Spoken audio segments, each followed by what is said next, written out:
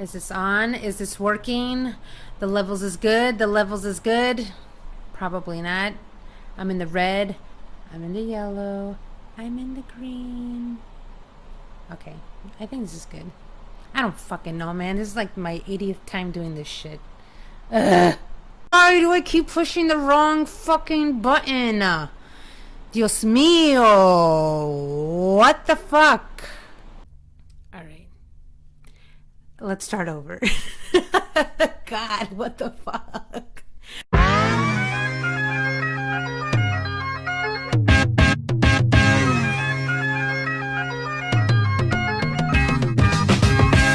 You are now tuned in to another episode for the locally motivated, the locally inspired, the locally creative that keep the city beautiful, locally fresh.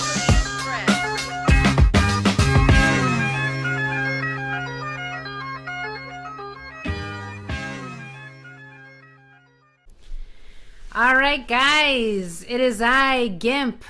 I have a full face of makeup on just to hang out in my house. So you know what that means. It's podcast time. This is another episode of Locally Fresh. I am obviously your host, the only person in this fucking room. Sorry, I'm very aggressive right now. Only because it took me forever and a day to get this microphone working and this interface and OBS, trying to make them become best of friends. I don't know if it's working, but I'm just like, fuck it, let me go ahead and record this episode because it's been forever since I've done one. And yeah, so as you guys notice, I am not in the Grand Collab offices. I am in my home. I decided a while ago that I should probably start buying things to create my own personal setup. I've been going back and forth, and this is the reason why I've been like MIA amongst other things, aka procrastination. Full disclosure here. Yeah, so I kind of want to go back to the roots, to the initial intention of this whole podcast that I created, which was to go exploring around Central Florida or anywhere in a local area and kind of just, discover great things about the places that I'm driving through or I live in, or visiting, just because I think it would be great, and that's what it started off as. Of course, I didn't have any visuals to go with when I first started my podcast. It was all audio. And I would go to just random places like Tasty Tuesdays in the Milk District or to awesome art competitions. And I guess the feedback that I would get is that whoever was listening that would approach me were like, hey, this is great concept. I love the fact that, you're bringing us to the places that you're visiting and it kind of makes us feel that we're there. Keep it up. So that's always been in the back of my mind, right? And, I think adding visuals to it, instead of going and exploring those places, I've been having, people come and visit me at the offices and we'll shoot the shit, talk about like their come up and everything. But it's definitely taken me away from that environment of me wanting to go explore. So I decided, well, if I start purchasing things to create my personal little setup here and I can be mobile, that would be great, because then I can actually go back to the reason why I started this podcast in the first place, right? So that's what I've been doing. I'm testing it out now, and boy, is it a pain in my freaking ass. But I got so reliant on people doing the audio stuff for me. So, I never really had to think about it. And this is something that I need to be better at, is taking full on responsibility for my podcast. So that's why, I went and purchased things little by little, when I could afford it. And I am very excited that I've actually now created my mobile setup. So why not start with the episode? I'm here in my apartment. Clearly I'm not doing shit. So, I should start recording. You know, I've been really slacking, procrastinating, not knowing what I wanted to do on this like stupid creative rut. And I know some people are probably like, you're a podcaster.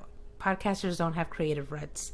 But I mean, speaking for myself, I have definitely come into some creative blockages here, just because the show has kind of, or at least in my eyes and in my mind, it's kind of been one note, and I haven't been able to really, I don't know,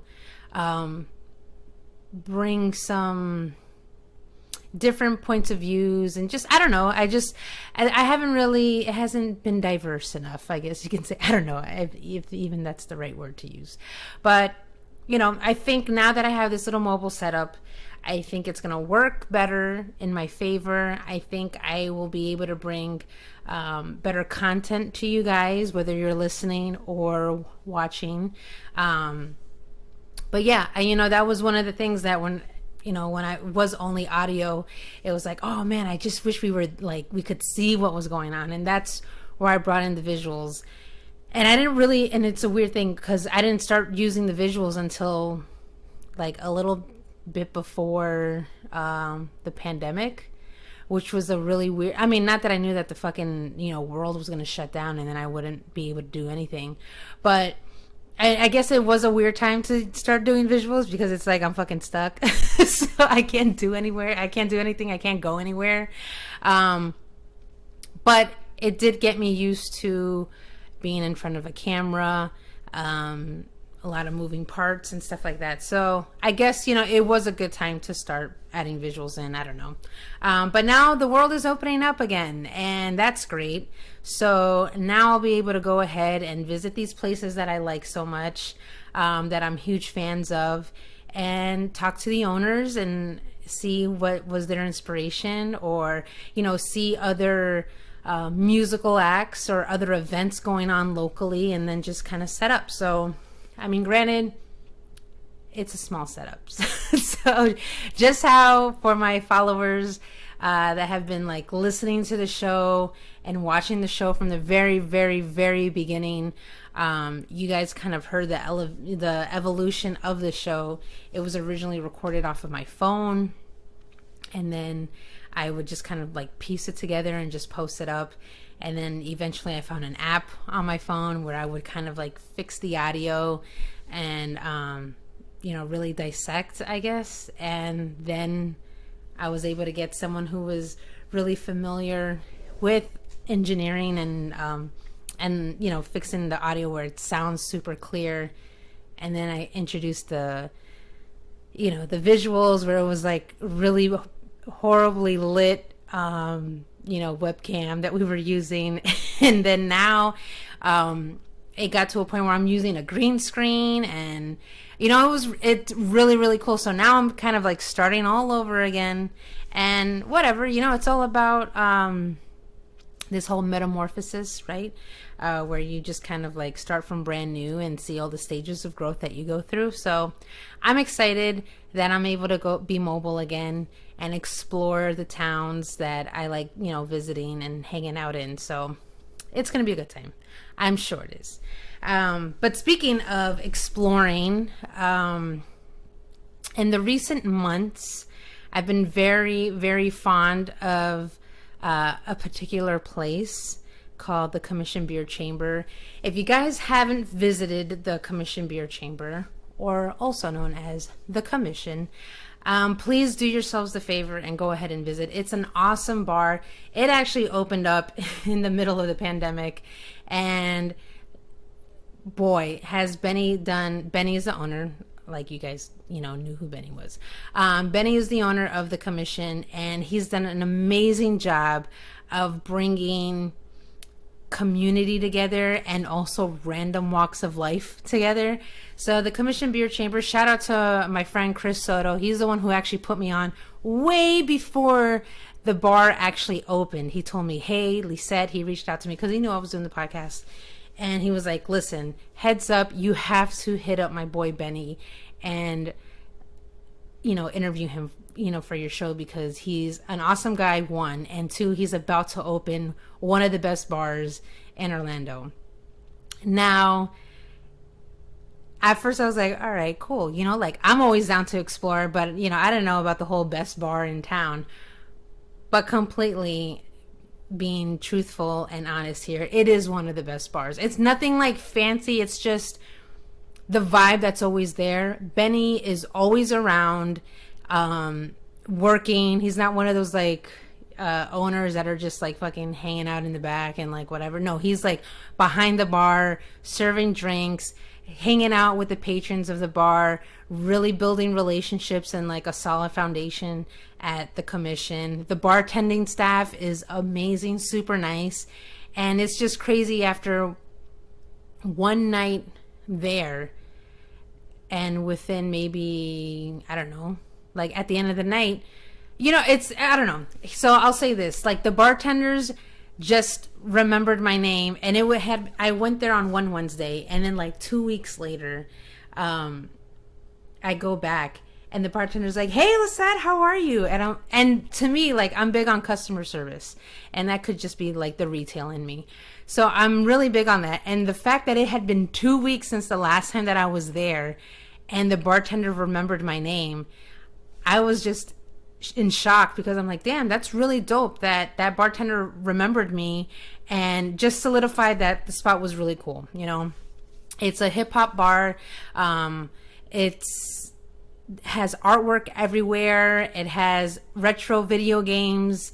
It has great music, and there's this little section in the bar called Abuela's Sala, which is grandma's living room. And it looks so dope. It's literally, if, I'm hoping my Latinos have that one grandma where they have the sofa with the wood frame, and it's just there's pictures all over the wall. And the pictures are dope on the wall because it's actually Benny's family. So it's if you didn't know Benny, you really get to know him just by sitting in this room, having a drink, watching TV, and you're seeing all these pictures on the wall, and you're like, holy shit, But it's a really good bar. I highly recommend it. They always have a food truck or some food vendor there, and every day of the week it's different. It's completely different. The times that I have been there, it's been the empanada. It's a little food stand. They sell empanadas. Really, really good. I had the black bean, the vegetarian empanada, and it was black beans, onions, and peppers in there. And then they had a dessert empanada, which was cream cheese and guayaba in there. Oh my God. It was so good. So good. I highly recommend them. They're great. I believe that she's usually there on Fridays. But the empanada lady, I think that's what it's called. I could be completely wrong. But anyway, she's super sweet. And then again, they always feature different food vendors there. So it's really cool. If you haven't been able to go, to a food truck, or, haven't been able to experience other types of food, Benny has definitely opened the doors for local business owners to kind of showcase, their menus and let people experience their food. So that's really cool.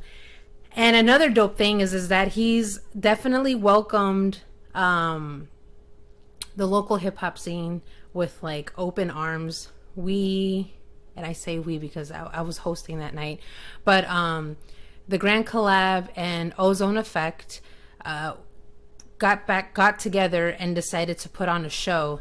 And Cub was DJing, and I forgot the other one. I forgot the other DJ. Fuck. But anyways, Anonymous XI performed, Crescendo performed, and MIM performed.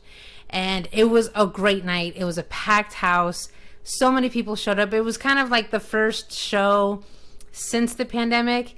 And it was really exciting. Shout out to Crescendo for allowing me to host the evening. That was so much fun. And just the vibe, you can tell the bar staff and Benny were on a high because the place was completely packed and crowded, and we were just itching to get out and hang out and be amongst one another and just catching up. I mean, to the point where there was an actual music video being filmed out in the parking lot at the exact same time that all of this was taking place was pretty crazy. But yeah, it was a really dope night. And the fact that he's so welcoming about, you know, like with all these types of, you know, people, you know, walking into his bar has been great. I've definitely been there a night where this, I don't even know what you want to call this woman, but she was kind of like, you know, you need more traffic in this business. And, you know, I can definitely be the one to help you bring in a much larger crowd and, you know, a different group here. And Benny's like, he's like, you know, entertaining the lady, like, sure, I'll let you speak your piece or whatever, but like, you're not helping me bring a larger crowd into this place. Like, the reason why I have it decorated the way that I do, the reason why I have the music that's being played here is because I'm catering to a certain vibe, not a certain audience, just a certain vibe, you know. And I'm so glad that I think the lady like eventually got the hint that she was like, just leave, you know. But it was just so funny seeing that someone was just trying to like just change the type of vibe that this bar has already created, you know. But anyways, it's a cool spot. I've always, when I'm there, I always run into somebody that I've known forever, or I meet somebody brand new, which is great. Randomly, while I was waiting for my best friend, because we were going to have lunch, we had a little lunch date, we went to Hawkers. But prior to going to Hawkers, I went to the commission and just had a drink, you know, while she was still getting ready and stuff. And as I'm sitting there, I'm sitting next to this woman and this man, and we're having a grand old time laughing, chopping it up. And I just talked to her. I'm like, oh, so are you guys like, you guys live here, or, you know, like, is this your first time here? And they're like, oh no, we come here all the time. I'm like, oh, that's cool, you know. And she was saying like, yeah, I just got off of work, and we decided to come hang out with Benny for a little bit. I'm like, oh, that's dope. And I asked her where she worked. She goes, oh, I own the Aardvark. And I'm like, oh, that's so awesome. And I met her husband. Her husband was super cool. And come to find out that he used to DJ like back in the day with DJ Icy and DJ Baby Ann. And like, to me, I'm just like, holy shit, I remember hearing them on the radio all the time. That's so cool. So like, we kicked it off. And she told me like, hey, come visit us on Sunday. We're having this, you know, our brunch. It's like a funky brunch Sundays or something like that. And I was like, sure. I haven't been to a brunch in forever. Why not? So I ended up going the next day was actually Sunday. I ended up going with the guys of Beer Money Unlimited. And, you know, some of them were totally against having brunch. But I'm like, come on, it's fucking brunch. It's going to be good. You know, we sat at the bar. We ordered food. Of course, like, one of my things is that if I'm going to a new place, I'm always going to order the easiest thing to make, right? And it's usually like a classic food item on a menu. Because in my mind, I'm like, okay, if you can fuck that up, then I don't want to taste anything else on your menu. So I was kind of tossed between grits, shrimp and grits, or chicken and waffles. But I was like, fuck it, let me order the chicken waffles and just see how it comes out. Service was amazing. I saw the owner there and her husband, you know, said hi to them, enjoyed the food and everything. And music was great. DJ Rubox was there. He's an Orlando vet and he was DJing. Like, surprisingly, I was like, holy shit, he's here. That's pretty awesome. When the food came out, holy cow, it came out. So, all right, I have this thing. I love waffles, but I rarely ever order them just because some places make waffles that are too crispy and it kills like the roof of my mouth, and I hate that. But these waffles were like so nice and fluffy, and then the chicken was like super crispy and juicy, and it was perfect, like absolutely amazing. So if you guys are ever near, I believe it's Ferncreek and Bumby, the Aardvark is there. It used to be like an old shitty convenience store. It was like really creepy. I remember seeing it like many years ago when I lived in the area. And they completely revamped it. It looks gorgeous on the inside. And it's just like a nice, like, chill spot. Of course, and they, from what she told me, there's also like a Monday brunch, or they were just starting it out that week. So anybody who works on the weekends, if they're off on Monday mornings, you know, they have a brunch there on Mondays, which is pretty cool too. But I highly recommend that if you're in the area, go visit the Aardvark and have a couple drinks. They have like, you know, local craft beers there, and then they have a pretty decent menu as well. So highly recommended. I need to go on a day where it's not a brunch so I can, you know, try out other options on their menu. But if you're looking for a chill, relaxed vibe, definitely the Aardvark. Where else have I been? I don't think I've been anywhere else. Oh, I went to, I always have trouble because I know it's pho, and then it's HOA. Pha Hoa, Pha Ha. I don't know. I hope my Vietnamese people can like correct me and help me say the name correctly. But it's on Primrose, right behind the Colonial Town Center shopping area, and it has a whole bunch of like graffiti and murals all around. So I went there not too long ago, and I usually get like basic shit, like I said, but this time around I wanted something like fresh, something crisp and kind of like clean. And they had like a cold noodle bowl, and so it had vermicelli or vermicelli noodles, and then there was like basil in there. They had bamboo shoots, carrots, some cabbage in there. Oh my god. And their dressing, I don't know what it was, but it was so freaking delicious. And I didn't feel like overly stuffed. I felt just like I'm good, you know, like I can still do other things without feeling like a fucking schlep. But great place too. I want to say it's Pha Ha. That's how it's pronounced. Please correct me, somebody out there listening, watching. Let me know in the DMs here.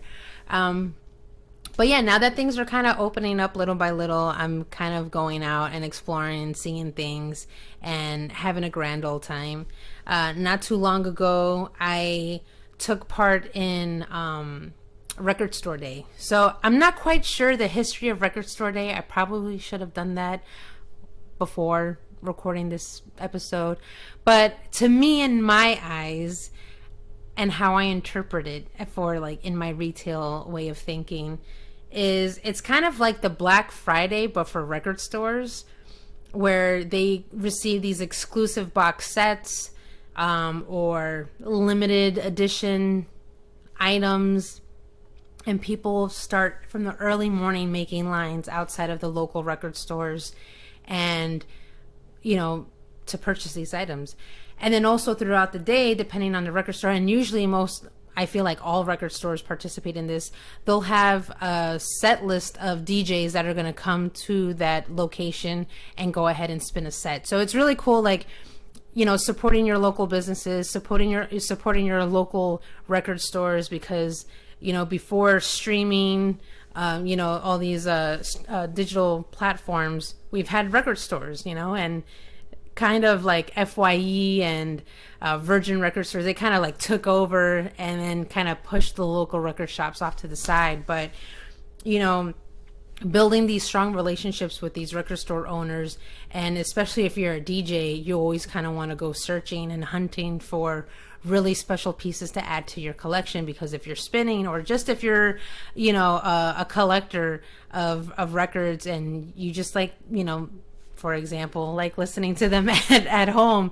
you know, it's cool creating these relationships with these owners, because they kind of become like a personal shopper for you. And especially if you frequent their locations quite often, they're always going to have you in the back of their mind, and like, oh, I know so-and-so really wanted this, like, and I know they'll buy it as soon as I you know, I get this for them. So it's really cool. So I went over to the donut shop, which is right there on on Orange and Colonial. It's right, I want to say it's literally right across the street from the Steelhouse Apartments right there. And then if you don't know where it's at, they literally have a mural that says Orlando on the side of their building. And they were participating, obviously, in Record Store Day. As soon as I walked in, there was DJs spinning sets, playing house music, which was really nice. They were also playing like funk, and then one of them was playing like boogaloo music, which was really nice. And it was cool. Like everybody was hanging out, having fun. So I went in there. Initially, I went in there to look for Buena Vista Social Club. Like, I love them. I love Afro-Cuban jazz, one of my favorites. And ever since my mom put me on to the pianist of Buena Vista Social Club, Ruben Gonzalez, I've kind of just been obsessing over the entire collective. So I went in there. I'm getting the records ready because I kind of want to show you like my record store finds. I went in there, and when you first walk in, it's the main room where they have everything sectioned off by genre. And then behind the counter, you'll see like the exclusive, vinyls that they have on display that are also up for purchase. But if you keep kind of going back, like towards the back, there's another room, and it's just like boxes and boxes and boxes of records, and nothing is sorted or organized. It's just kind of like, here's a box of vinyl, or I'm assuming that's like the rest of their inventory, but it's also kind of separated like, for instance, that day they were literally selling a box of vinyl. Let me see.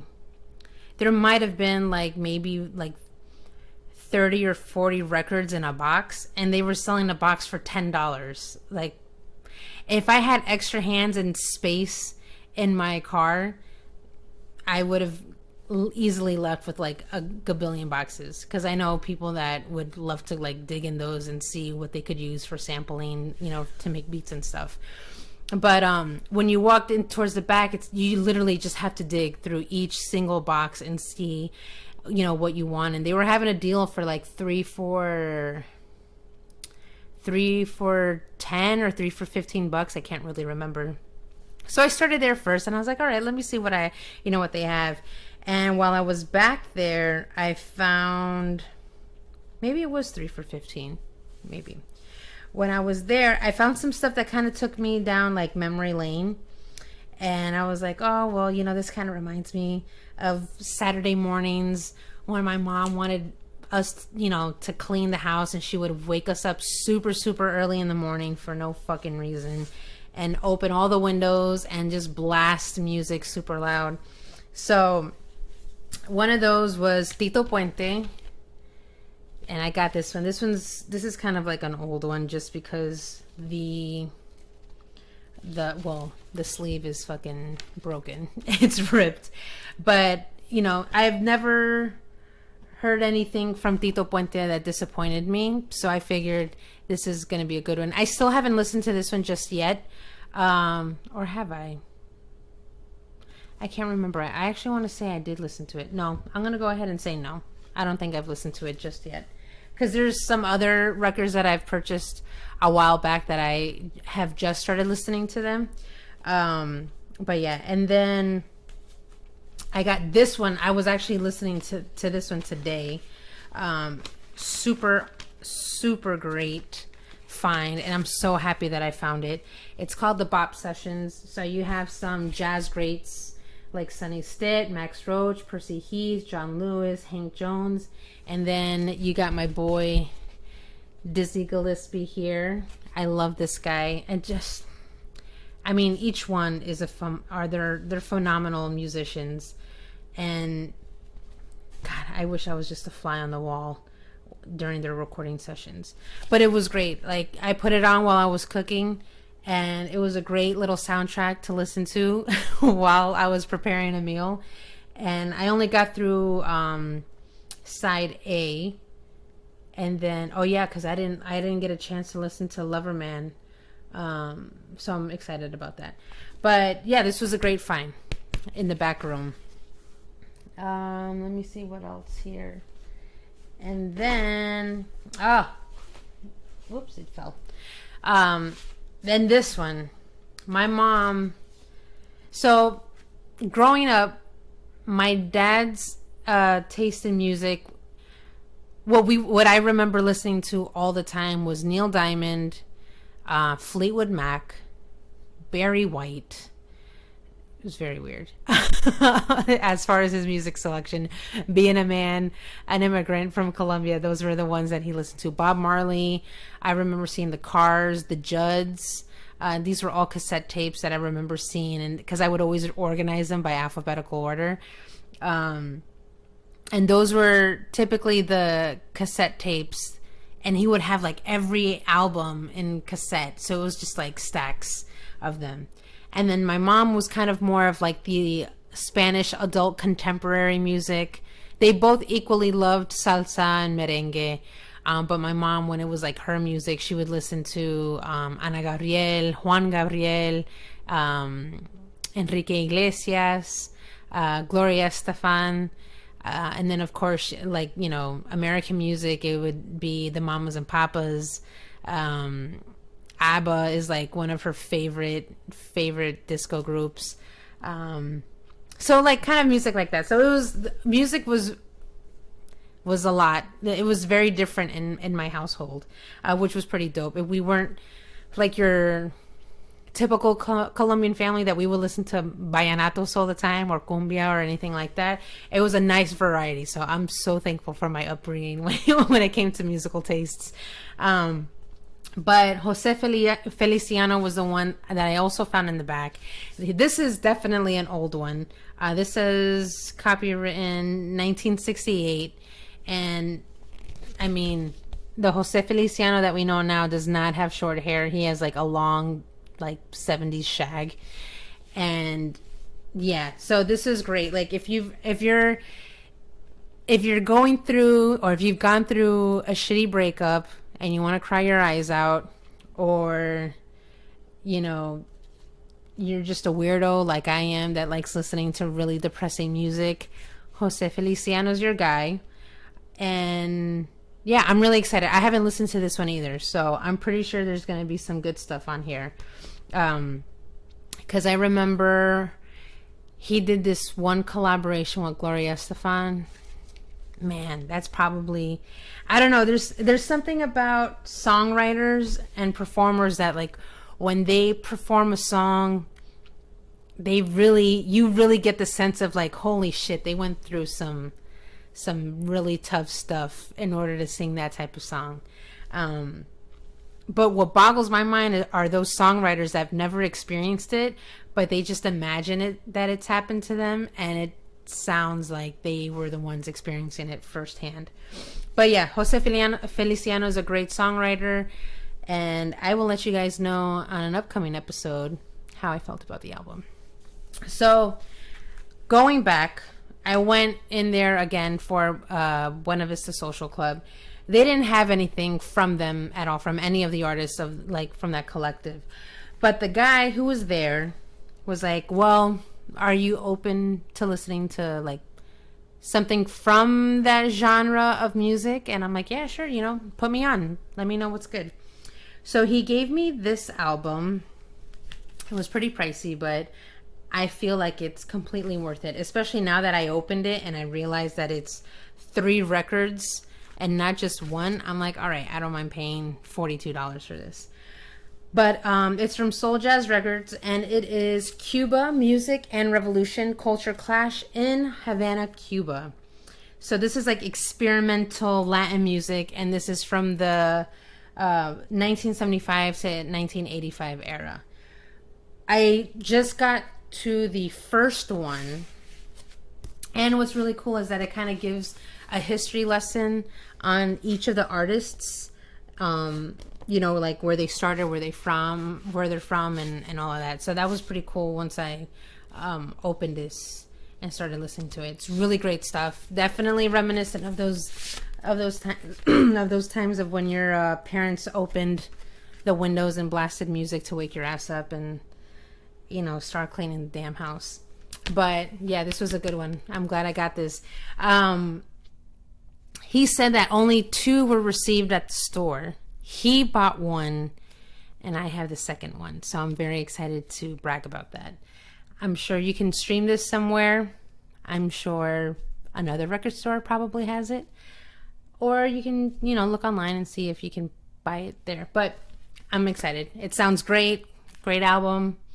But yeah. So that was on Record Store Day. Rewind a couple weeks back, I went to Remix Record Shop, and that's right off of North Mills. And I bought some stuff. Let me see here. Here we go. So, I'm really proud of this. So, I've noticed, and not that I do it on purpose, but I've noticed that when I'm at a record store, I can't help but purchase something that's either blues, soul, or like some classic R&B. In this instance, so obviously from the donut shop, I got the Bop Sessions. So that's my jazz there. And then with this one at Remix, I stumbled across a Ray Charles album, and it's called The Ray Charles Story. This, I think I did a good job. It's a 2-piece set, and I bought it for $3. $3 buckaroos. And it's so dope. I love this. And it sounds great. It's not scratched at all. Like it's been worn, but I'm like, damn, $3? Like, what the hell? Oh, I got a sticker here that says the last one. That's cool. But yeah, so $3 for this. Like, this is why you need to go and visit your local record shops and not fucking shop at these, other places, because you can't find stuff like this. I'm saying, like, there's a reason why they call it crate digging. You have to really dig. You have to have patience. But when you have all of those things, you come across these little diamonds for $3. Like, what the fuck? That's awesome. ABC Records. That's crazy. But yeah, so I got that. And then I got this one, which after watching the Questlove documentary on the the Harlem like funk soul festival that they had during 1969, I want to say it was. Yeah, right, because that's when Woodstock was going on. After hearing their story, The Fifth Dimension, I'm so happy that I got this album. Fifth Dimension definitely reminds me of my mom and my aunt, because they were like big on disco. And yeah, this is like pretty cool, like even how it opens, So, and I got this one also for $3.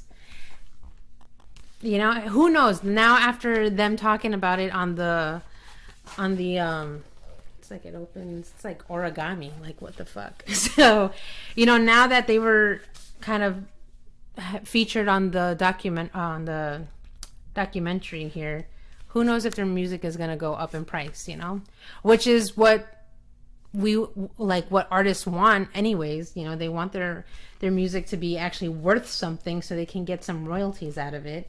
But $3, I felt like I did pretty good. So there's that. Those are my record store finds here in Central Florida. Now I have some other ones that I've listened to, and this was a trip a few months back, towards the beginning of the year. I went to Asheville with my boyfriend, and of course no trip is complete without a visit to the record store. We went to this place called Citizen Vinyl. It is so amazing. So it used to be an old newspaper press, and which was the local newspaper for Asheville, and they converted it into a record shop, well, like a small little record shop, and then they also converted it into like a cafe and a bar. So when you walk in, which would be, I'm assuming, based off of the movies that I've seen, where they have like the bullpen, where you have like all these desks and reporters and journalists and stuff kind of like working and typing up, you know, their pieces for the newspaper. That big open space they now have like, you know, tables, and then off to the far right is the U-shaped bar and also cafe. And then towards the back right of Citizen Vinyl is the little record shop that they have there. Really, really cool concept. Like when you walk in, into your immediate left is a big glass window, and behind the window is the actual newspaper printing machine. Like it's humongous, and it was just so cool to see, because it's like, oh shit, like that's pretty awesome. But yeah, so if you're ever in Asheville, I highly recommend that you go to Citizen Vinyl, just even to have a bite to eat, or just to kind of like walk around, or it's really nice. Highly recommend it. And it was just like a nice little vibe, you know, it was cool. But yeah, these were the ones that were purchased there. My boyfriend got me Aretha Franklin because I absolutely love her. And this one's really cool because this is an album of her singing covers. And holy cow. Hearing her sing Satisfaction by the Rolling Stones, I mean, her version is so much better, you know, but I'm also biased because I love her. But yeah, Satisfaction was probably the one that was like, oh shit, all right. And yeah, it was a good one. I'm so glad I got this one. Thank you. And then the other one I got was selections from Ladies and Gentlemen, B.B. King. This is a gorgeous album. Like, it's beautiful. It's definitely for those days that you just kind of want to lounge at home. If it's raining outside, even better, because just listening to B.B. King is just kind of puts you in a nice, relaxing mood. I absolutely love it. Funny story, B.B. King was actually my very, very first concert that I had ever been to. I was at House of Blues. I might have been 12 years old. Yeah, because I was definitely in middle school. I was 12 or 13 years old. One of my friends had gotten a hold of like tickets to House of Blues. And that night specifically, we were going to go watch the Titanic because it just came out. So whatever year that was, I'm pretty sure it was like 97. But she goes, but before we go and watch the movie, why don't we go ahead and, you know, make a pit stop at House of Blues and see the concert? And I'm like, sure. So she invited, I was in band. So, and I was in symphonic band and in jazz band. So obviously I was like, yeah, I'm down to see live music. Let's do it. So we invited a whole bunch of like friends from band, and we all we went. And I remember walking in, it was like the show hadn't even started yet. And I specifically remember walking into House of Blues. The main, like the general floor is completely bare. There were a couple chairs, you know, like kind of side by side in rows.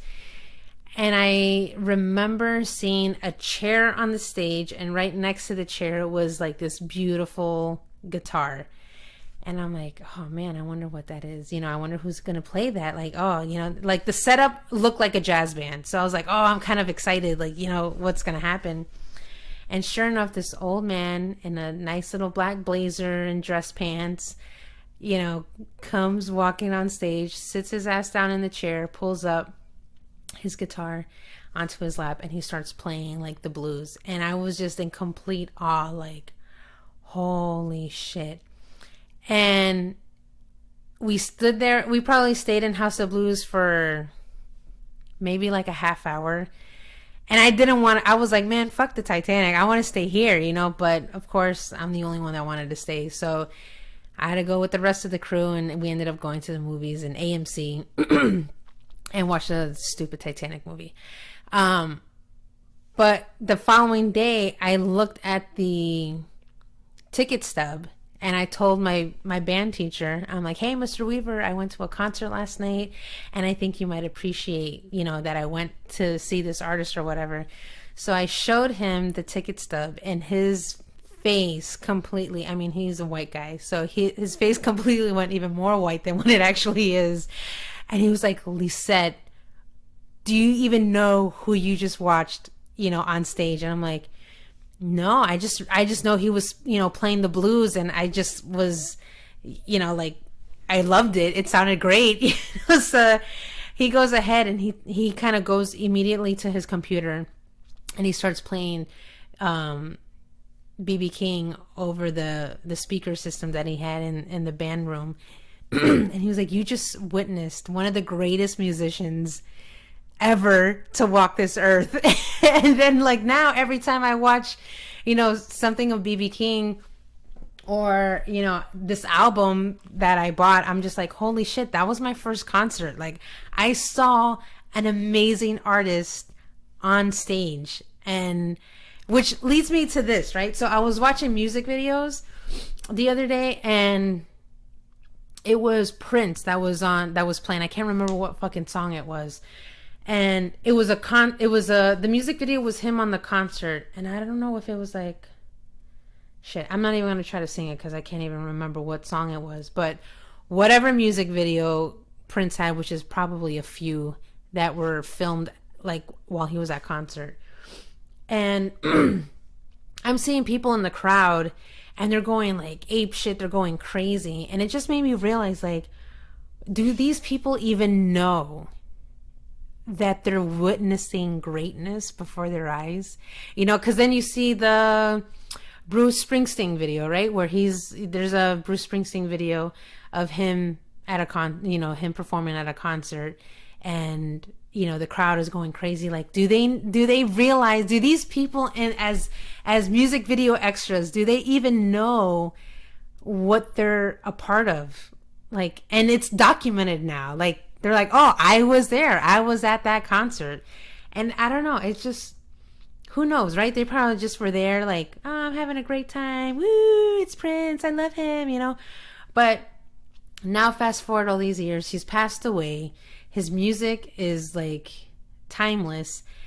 And that always like struck a chord with me. I'm like, do these people even realize who they're watching, who they're listening to, who they're dancing to, who they're reciting their lyrics, like verbatim?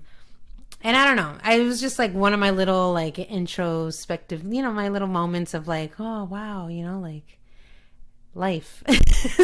But yeah. But anyways, those are my record store finds. I hope you guys enjoyed that. What else has been going on, set aside from you spending money at a record store? I recently had a birthday. I turned 36. Go me. I'm still alive and kicking, which is great. And oddly enough, which is weird, I don't even know why I'm saying this, but some people have been like, what do you do? And I take that as a compliment. I should take that as a compliment, right? Like, I shouldn't feel awkward about taking compliments.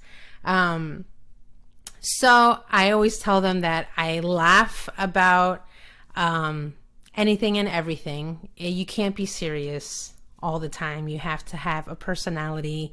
You have to find humor in every situation, right? I think that's been helping me so far in life. And moisturize. Shout out to my cousin Carmen, who put me onto moisturizing my face. That's probably why, it's been looking pretty good. And I've actually been trying to be really solid about self-care, or creating those self-care moments. So like one way I try to create that vibe is everything in my shower is eucalyptus. Like everything. My shampoo, my conditioner, my body soap, my body scrub, like everything smells like eucalyptus. I want to feel relaxed, rejuvenated. I want to feel like I'm at a spa because, funds is tight and I can't always go to one. The last time I've ever been to a spa was the one that I used to work at. So I try to create those moments where I feel relaxed. And even if it's just a quick shower, like at least the smell of eucalyptus helps me. I do swear by one thing. And also my cousin Carmen put me onto the Bath and Body Works Stress Relief Eucalyptus. By far the best smelling lotion, body wash, body spray ever. But I can't afford going to Bath and Body Works and going all out because that collection, that set is never on fucking sale. It's not part of the buy 20 bottles for $5. It's never part of that Bath and Body Works annual sale that they always have. But I found a really good substitute, and it's Dr. Teal's. Everybody knows Dr. Teal's of the Epsom salts, right? So they have a body scrub. Now, no way, shape, or form is Dr. Teal's sponsored in this video, although I do wish, because I highly suggest this and recommend this. Dr. Teal's Epsom salt body scrub, eucalyptus and spearmint. This stuff is the best. And I recommend guys to do some self-care too, man. You guys need it, and you guys are always holding shit in. Get relaxed and let loose. And also, ladies, FYI, if you're looking for a really, really nice, close shave, I would highly recommend body scrub first. Lather up on the body scrub on your legs and rinse. Then use Dr. Teal's body wash. Lather up on the legs and then shave. I promise you, Scout's honor, probably one of the best close shaves that you'll ever get. And your legs are going to be super smooth.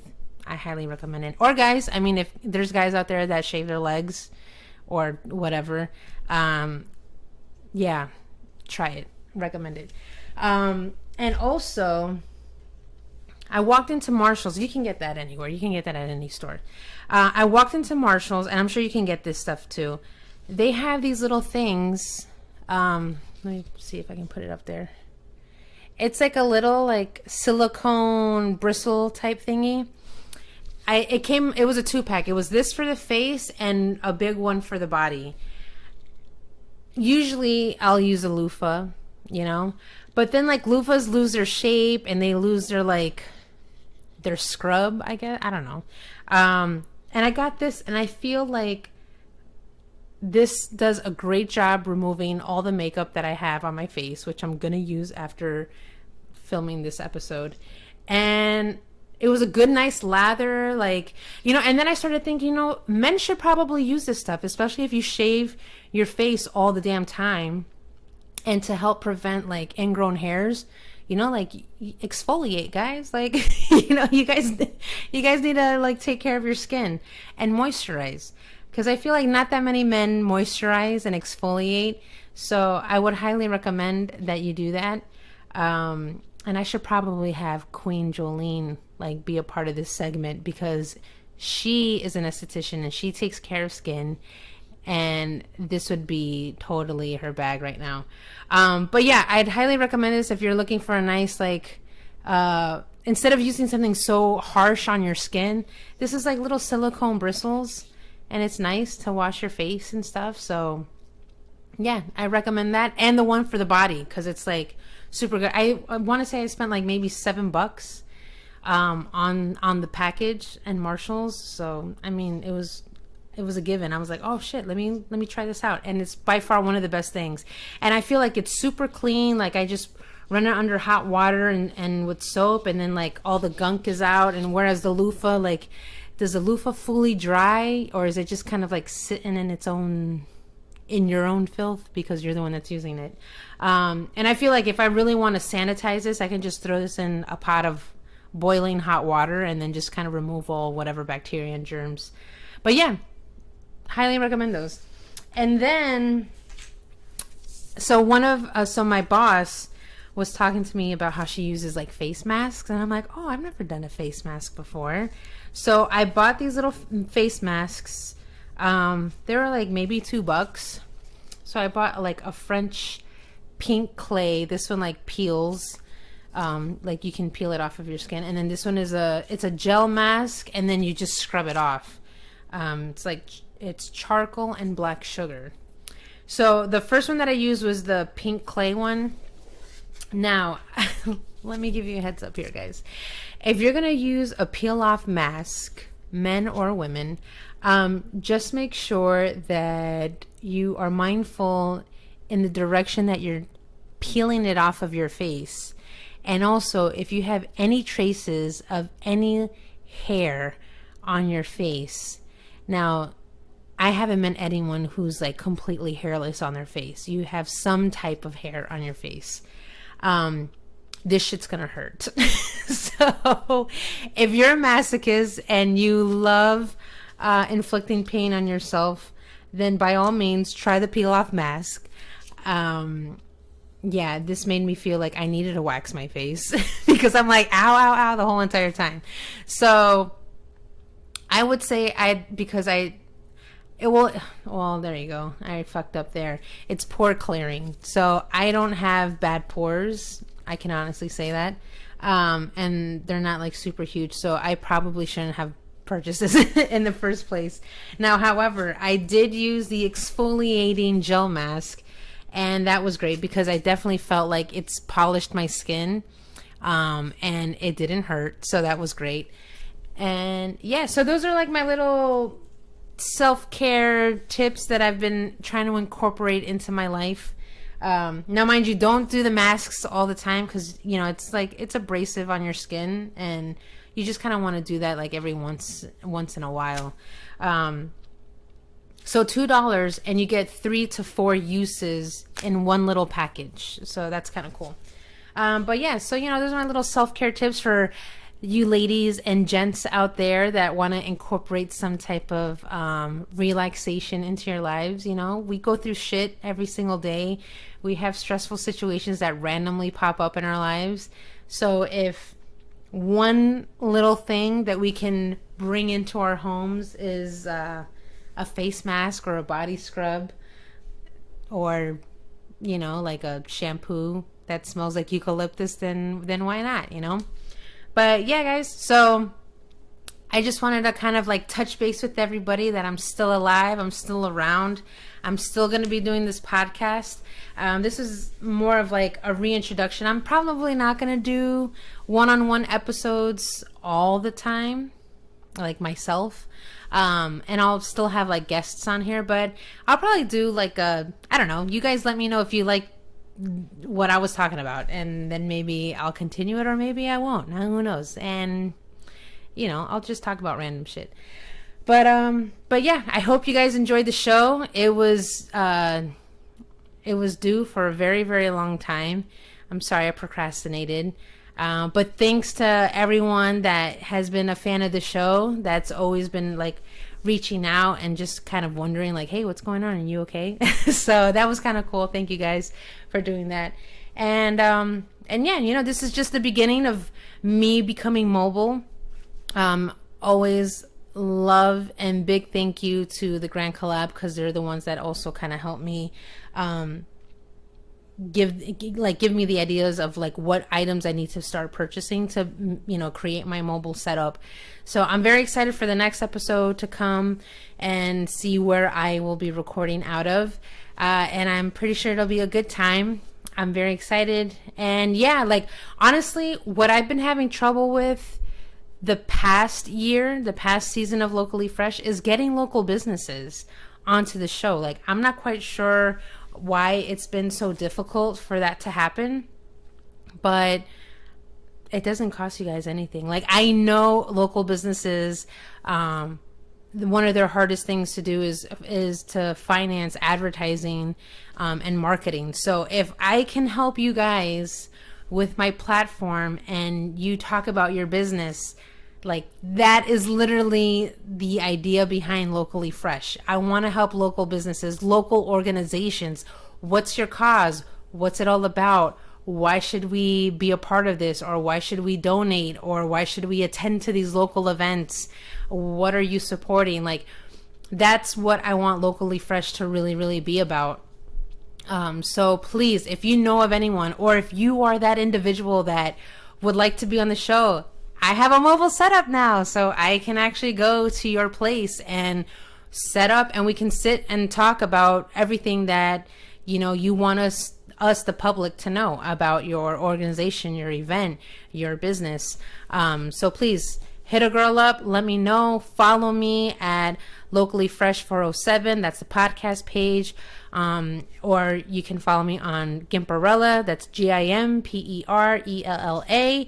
Either one, I'm connected to both. So if you send a DM to Locally Fresh or a DM to Gimperella, I will be the one answering. So don't be afraid. Please hit me up and let me know that you want to be a part of the show. I would be more than happy to host you guys. And yeah, like, maybe I'll run into you guys while I'm recording at a business or something, and then you guys can be a part of the episode. Who knows? The world is our oyster, guys. So anyways, on that note, I am gonna go wash my face with this, because I literally have a full face of makeup on ever since I got this ring light on. I'm like, holy cow, I really need to be done up for these episodes. Or else every imperfection is going to show. But yeah, so thank you so much, guys, for tuning in and hanging out with me. I really, really appreciate you guys for liking and subscribing and following the show. And here's to many more episodes. Salud. I'm out.